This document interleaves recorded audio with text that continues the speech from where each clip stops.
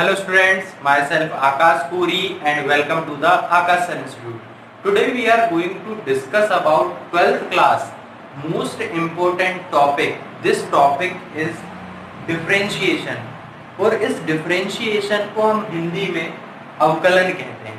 ठीक है, अब अवकलन एक्चुअल में क्या होता है, ठीक, और किस प्रोसेस को हम डिफरेंशिएशन कहते हैं, तो हमें पहले ये जान लेना या इस चीज को समझ लेना बहुत ज्यादा जरूरी है। तो एक बेसिक सा मैं एग्जांपल दे रहा हूं आपको, एग्जांपल के साथ में आपको बता रहा हूं। मान के चलो आपके पास एक बर्फ का गोला है, बर्फ का गोला और उसकी आकृति थोड़ी बड़ी है।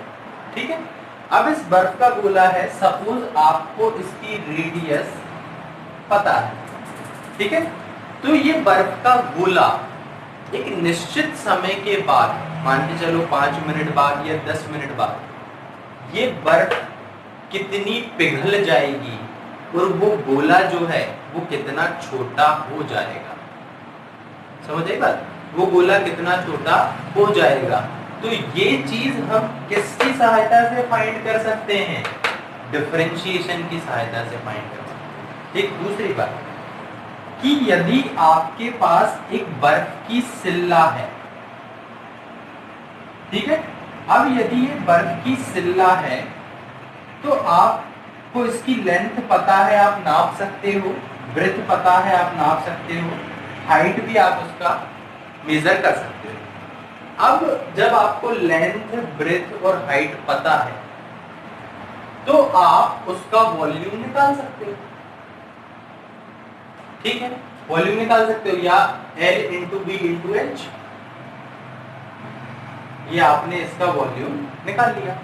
अब आप देख रहे हो कि एक निश्चित दर से बर्फ पिघल रही है, तो ये आने वाले 10 मिनट में कितनी बर्फ पिघल जाएगी और ये जो हमारी बर्फ की सिल्ला थी ये कितनी छोटी हो जाएगी, है ना। तो ये सभी चीज हम किसकी सहायता से फाइंड कर सकते हैं?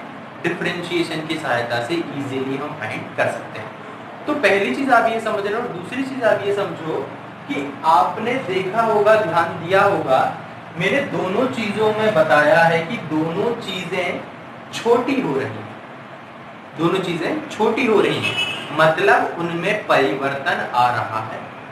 इसमें, इस गोले में, स्फीयर में किसके अनुसार परिवर्तन आ रहा है? तो आप देखोगे रेडियस के अकॉर्डिंग चेंज हो रहा है। इसकी पहले रेडियस बड़ी है, जैसे पिघलते जा रही है तो रेडियस इसकी छोटे होते जा रही है, रेडियस के अकॉर्डिंग चेंज है यहाँ पे। तो इस प्रोसेस को मैं बोलूंगा d upon d r. R मतलब आर के रिस्पेक्ट में चेंज हो रहा है, लेंथ परिवर्तित हो रही है। यहाँ पर हमने देखा कि इसकी लेंथ भी कम हो रही है, ब्रेथ भी कम हो रही है और हाइट भी कम हो रही है। तीनों चीज कम हो रही है, मतलब कि हम बात करें कि ये तीनों चीज ही लंबाई की तो है, और उस लंबाई को मैं मान लिया कि x के रिस्पेक्ट में ये परिवर्तित हो रही है ना, उसकी लंबाई एक x है। क्योंकि देखो ये चीज है, यदि आप इसको सेंटीमीटर में मापोगे तो इसको भी आप सेंटीमीटर में ही मापोगे और इसको भी सेंटीमीटर में मापोगे, और मैंने मान लिया कि सेंटीमीटर x है। ठीक है, तो इसका जो डिफरेंशिएशन करूंगा मैं वो करूंगा d अपॉन डी एक्स। तो d upon d x, x क्या बता रहा है? x ये बता रहा है कि इसके किस में चेंज हो रहा है?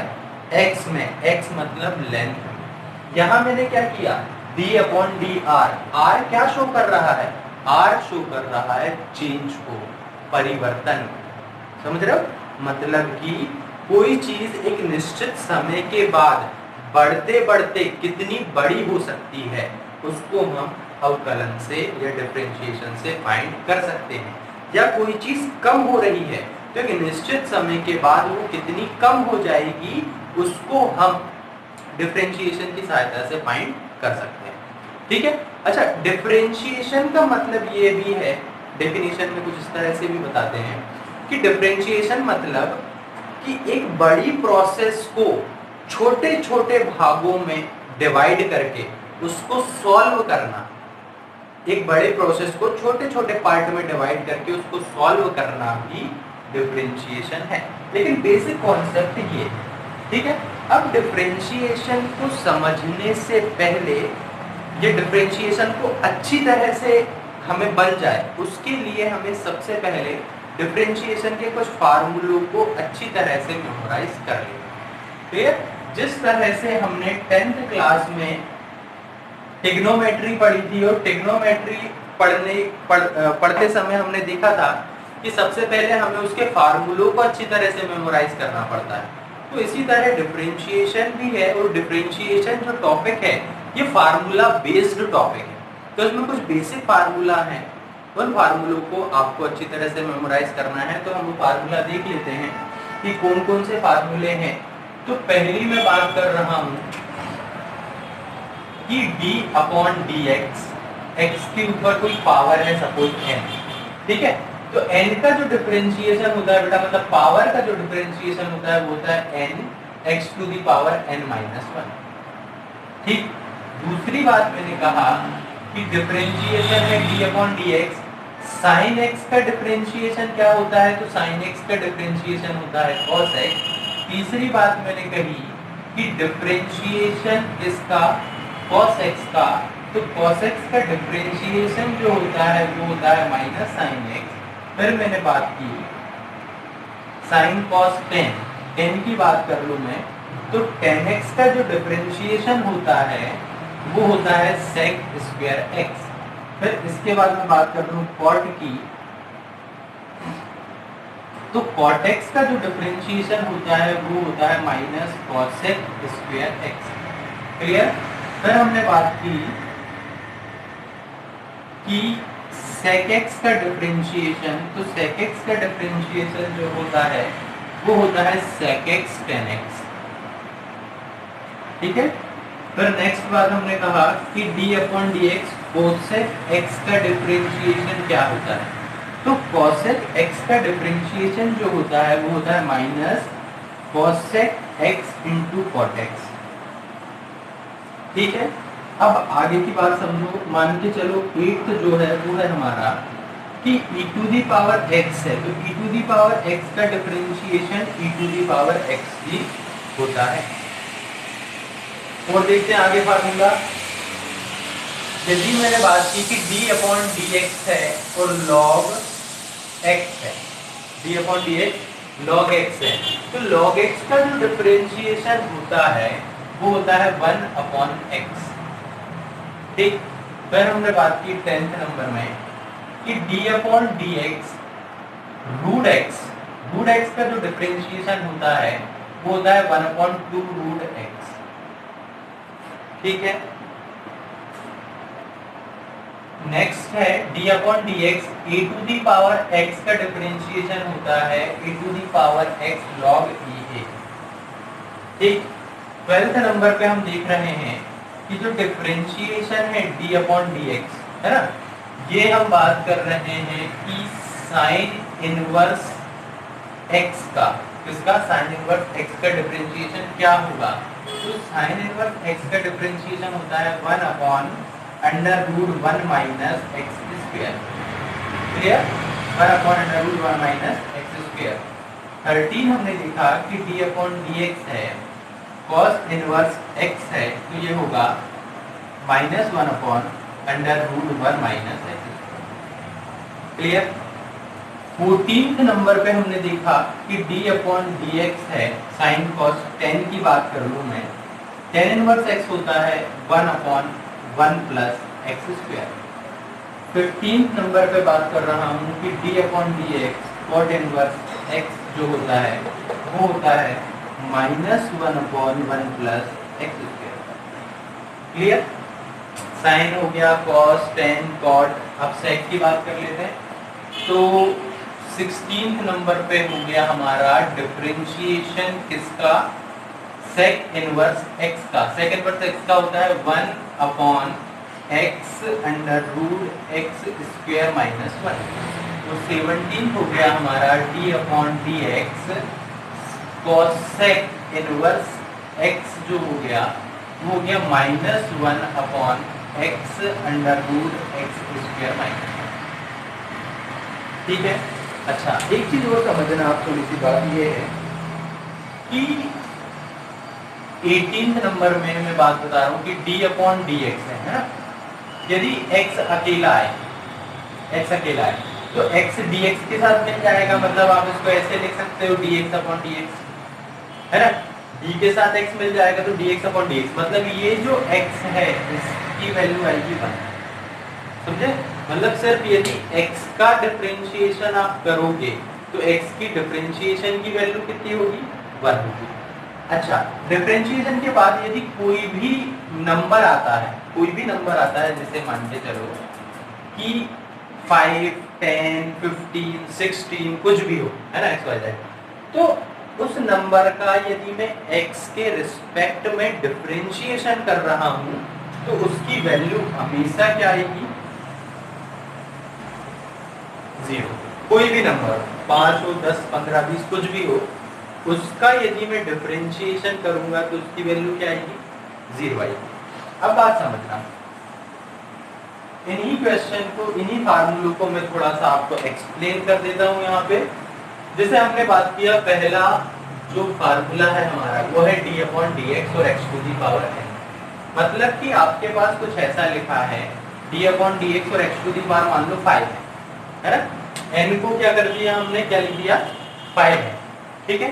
तो इसका फार्मूला क्या होगा बेटा, x टू दी पावर 5 का डिफरेंशिएशन क्या होगा, ध्यान से देखो, n आगे आ गया मतलब 5 आगे आ गया, और x के ऊपर से 5 माइनस 1, ठीक है, मतलब कितना हो गया, 5x टू दी पावर 2। भाई x टू दी पावर 5 का डिफरेंशिएशन क्या हो गया, 5x टू दी पावर 4।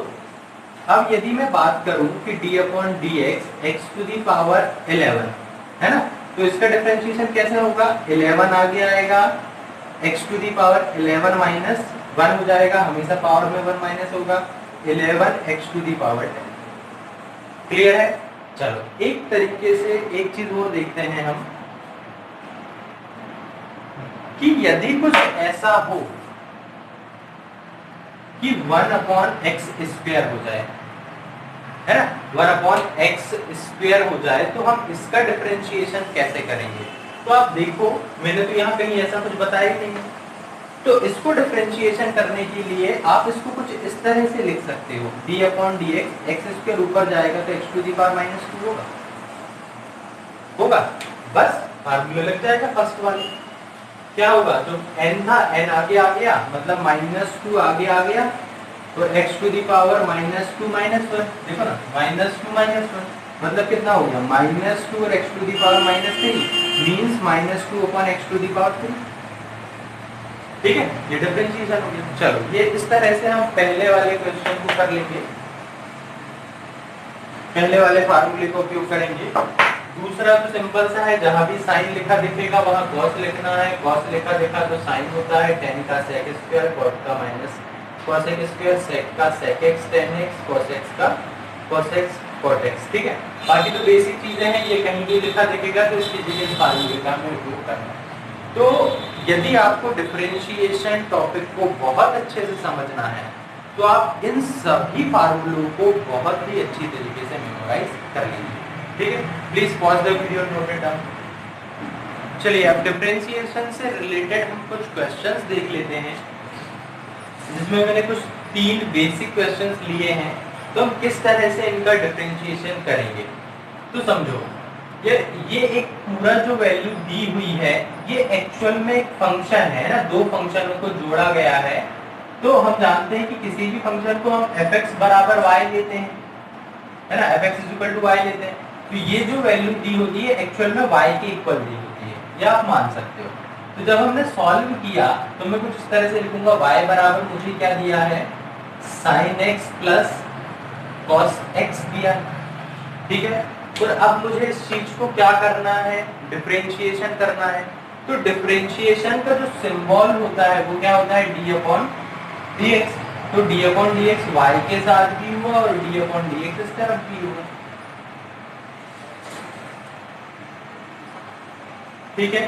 अब जब मैंने इसका डिफरेंशिएशन किया तो यहाँ देखो, यहाँ हुआ dy अपॉन dx, और जब sin x का डिफरेंशिएशन हुआ तो sin x का डिफरेंशिएशन हुआ cos x, और cos x का डिफरेंशिएशन क्या होता है, चेक कर लेना, माइनस sin x। क्लियर है। चलिए अब यहाँ देखिए, ये भी किसके इक्वल है, तो मैंने कहा कि यदि यहाँ सभी वैल्यू x है ना, तो इसको y के इक्वल मान लिया मैंने कि x³ plus 3x plus sine x। अब भाई यहाँ x है तो किसके रिस्पेक्ट में डिफरेंशिएशन करना पड़ेगा, x के रिस्पेक्ट में डिफरेंशिएशन होगा, तो d/dx हो गया।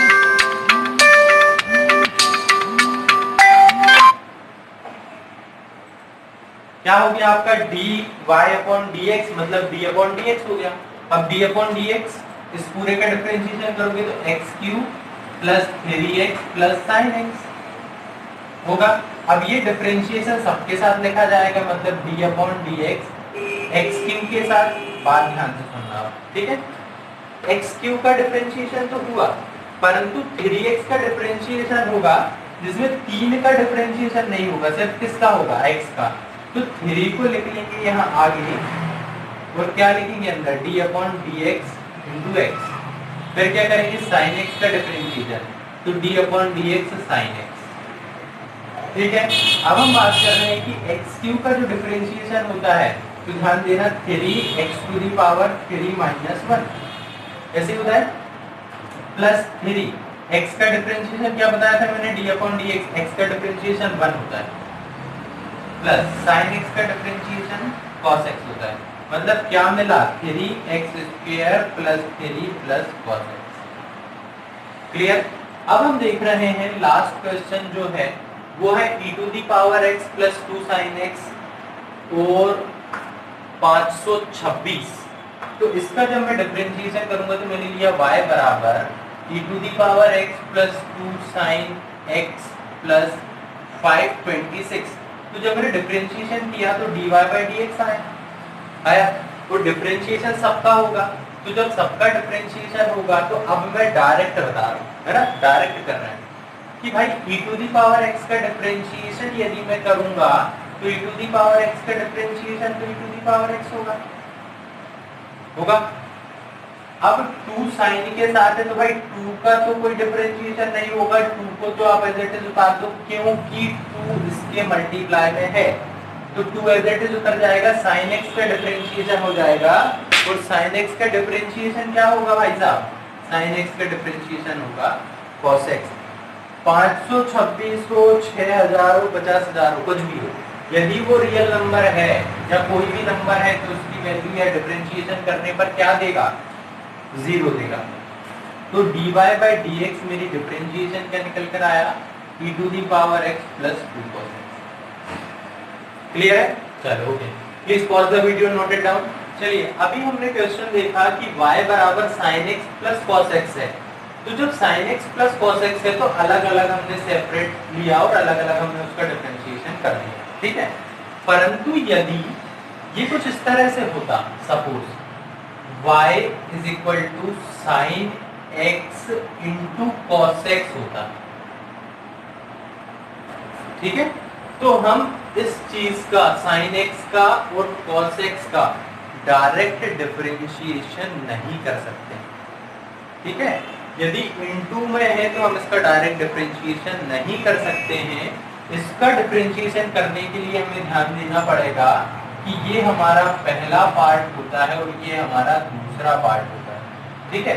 तो जब डिफरेंशिएशन होता है तो डिफरेंशिएशन करने का तरीका ये है कि फर्स्ट को एज इट इज रखोगे, सेकंड का डिफरेंशिएशन करोगे, plus second as it is रहेगा और फर्स्ट का डिफरेंशिएशन, है ना।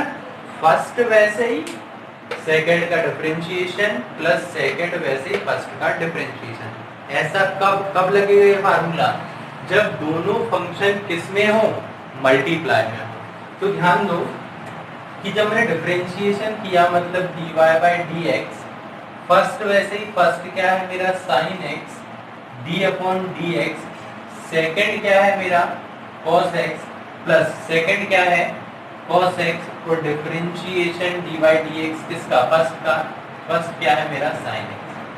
तो ध्यान दो sin x का डिफरेंशिएशन होता है sin x, cos x का डिफरेंशिएशन होता है माइनस sin x, ठीक है।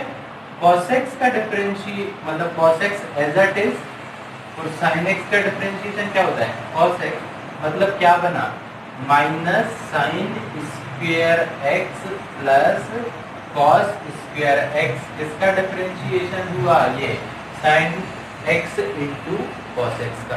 तो ध्यान रहे कि जो भी क्वेश्चन कुछ इस तरह से आए कि दो फंक्शन और दो फंक्शन किस में हो, मल्टीपल में हो, तो हम किस फार्मूले का यूज करेंगे, ऑलवेज इस फार्मूले का यूज करेंगे। ठीक है, इससे रिलेटेड कुछ क्वेश्चन देखो, जैसे मैंने बात की to the power x sine x, है ना, ये भी इंटू में है। फिर मैंने बात किया कि log x into e to the power x, फिर मैंने बात किया x to the power 3 into log e x. तो ये सभी चीजें जो है ये आप देख रहे हो कि दो फंक्शन है और दो फंक्शन मल्टीपल में है, मतलब कौन सा फार्मूला आपको यूज करना है, ये वाला फार्मूला यूज करना है। तो इस तरह के जितने भी क्वेश्चन है ये आपको करके देखना है और जितने भी क्वेश्चन है आपको इस फार्मूले से सॉल्व करना है। ठीक है, please pause the video, note it down. चलिए आगे देखते हैं। हमने अभी देखा कि फंक्शन है sin x plus cos x है, तो हम इसका अलग अलग डिफरेंशिएशन कर देते हैं। sin x का cos x डिफरेंशिएशन होता है, cos x का माइनस sin x डिफरेंशिएशन होता है। इसके बाद हमने देखा कि यार यदि ये दोनों फंक्शन मल्टीप्लाई में है तो इसमें फार्मूला यूज होता है फर्स्ट वैसे सेकंड का डिफरेंशिएशन प्लस सेकंड वैसे फर्स्ट का डिफरेंशिएशन। ठीक है, अब एक क्वेश्चन और है कि यदि ये दोनों फंक्शन कुछ इस तरह से दे दिए जाएं कि sin x upon cos x,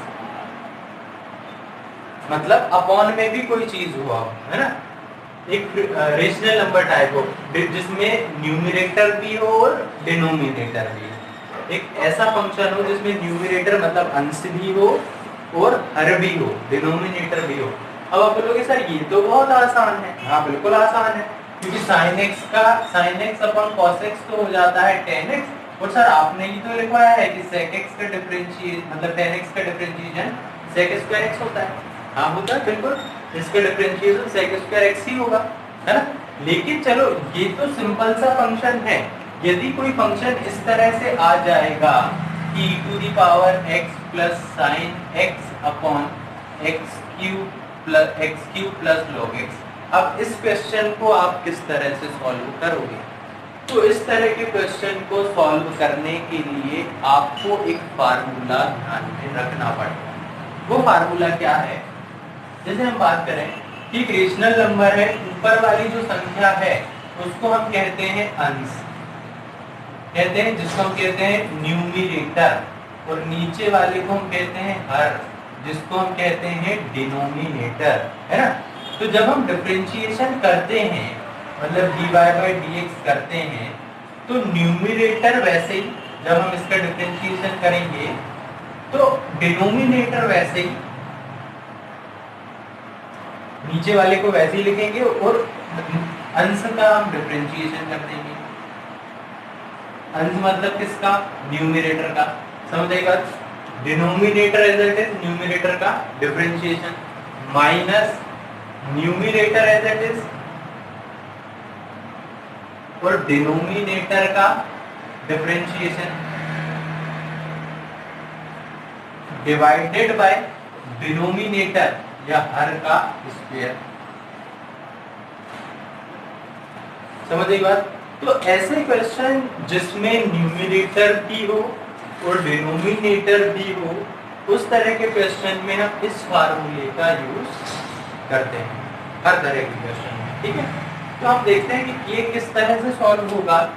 तो हम बात करें कि dy बाय dx डिफरेंशिएशन किया इसका, तो पहली चीज तो डिनोमिनेटर एज इट इज मतलब नीचे वाले को वैसे की वैसे लिख देना है और ऊपर वाले का अंश का डिफरेंशिएशन करना है। ठीक है, फिर क्या लगाना है? माइनस अंश वैसे ही मतलब sin x as it is, और किसका डिफरेंशिएशन करना है? हर का। हर क्या है? cos x अपॉन हर, हर मतलब cos, हर का स्क्वायर मतलब cos स्क्वायर x। अब बात समझो, dy by dx cos x as it is, sin x का डिफरेंशिएशन क्या होता है भाई? cos x होता है, माइनस वैसे ही sin x as it is, cos x का डिफरेंशिएशन क्या होता है? Minus sin x। तो माइनस sin x आएगा तो sin x को मैं यहाँ लिख दे रहा हूँ, माइनस माइनस मिलकर हो गया प्लस cos स्क्वायर x। ध्यान से देखो, cos x का cos x में मल्टीप्लाई होगा तो cos स्क्वायर x प्लस यहाँ हो जाएगा sin square x upon cos square x। ये क्या आ गया आपका dy by dx। sin square x plus cos square x किसके बराबर होता है? 1 upon cos square x। cos square x ऊपर गया तो क्या हो जाएगा? sec square x। यही तो निकालना। यहाँ भी तो हमने देखा कि भाई डायरेक्ट यदि मैं sin अपॉन cos है तो इसको लिख सकता हूँ tan, और tan का डिफरेंशिएशन होता है sec स्क्वायर x। यहाँ भी तो वही आया है, देखो सॉल्व करने के बाद। ठीक है, तो इस तरह से जितने भी क्वेश्चंस हैं इन क्वेश्चन को आप इस फार्मूले से सॉल्व कर सकते हो। तो पहले मैंने आपको मल्टीप्लाई वाला फार्मूला बताया है, दूसरा फार्मूला डिवाइड वाला है। ठीक है बेटा, ये क्वेश्चन आपके लिए होमवर्क है, ये आपको करके देखना है। ठीक है, please pause the video and note it down.